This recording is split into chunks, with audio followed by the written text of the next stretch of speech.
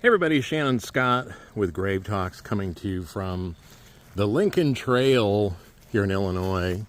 We're somewhere between basically the Salem Cemetery and Springfield, about 30 minutes away, but we've come to this little Sangamon River spot high above the river where there used to be a lumber mill, and I'm sure more of a township. Don't know all the history, but it was also the site of basically the first home for the Lincolns in Illinois, 1831.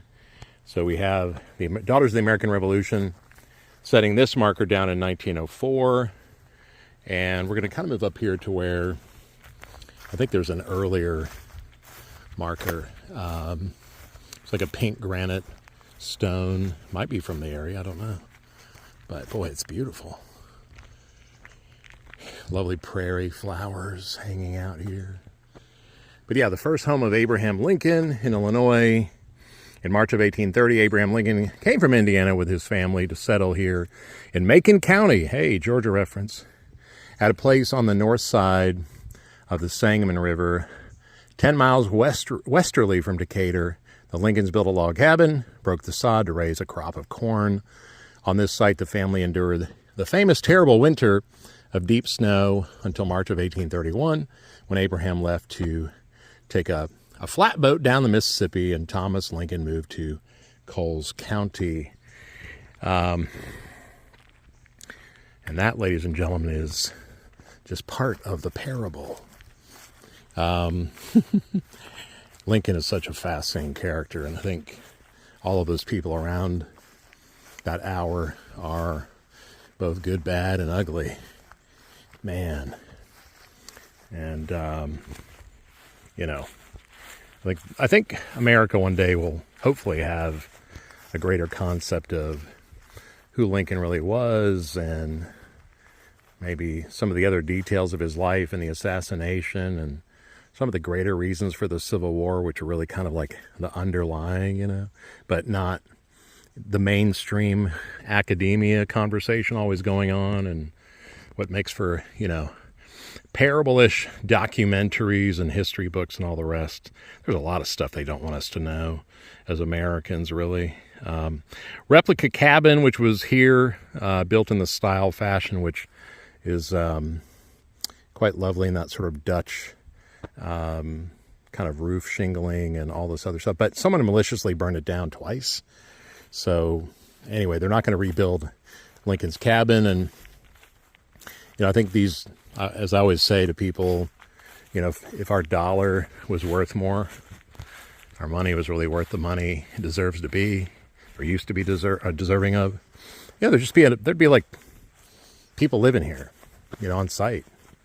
They'd be taking care of it. There wouldn't be anybody coming in here to burn it down maliciously. And then, the elders who spent so much money and time and all that to build it twice, or rebuild it once, or build it twice and rebuild it again after one fire, they wouldn't have to, they would be they wouldn't be as resigned, So, it's my wishful thinking out loud, guys. But here is, I suppose we could argue, what Lincoln saw as a young boy, young man, high above the Sangamon River, and just right around the first kind of bend here before the real current starts was the sawmill. So this would have been a really loud area at one time, but beautiful all the same. But anyway, guys, some rambling from the road. And by the way, I did find these glasses earlier.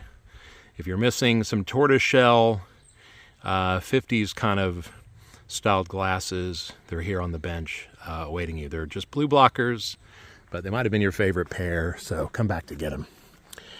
All right, gang, we're going to carry on to the road here towards Springfield.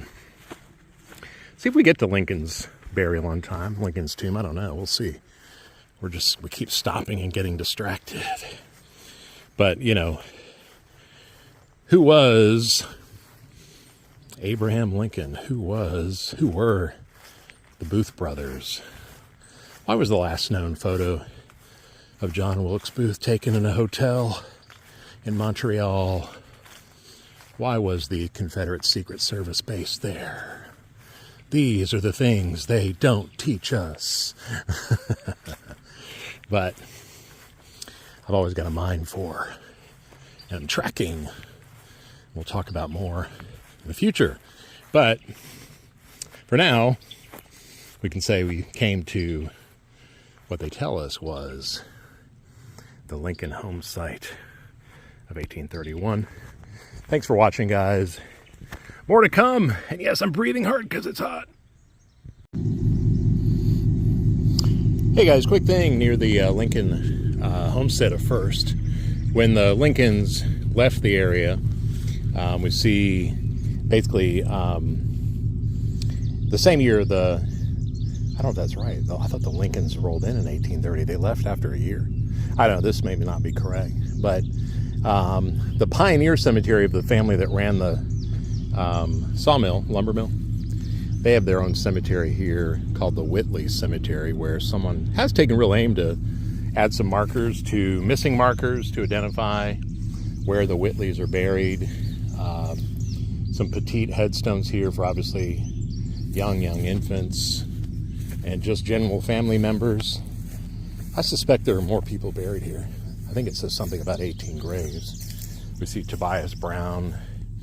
He was all of 70, 5 months and 18 days.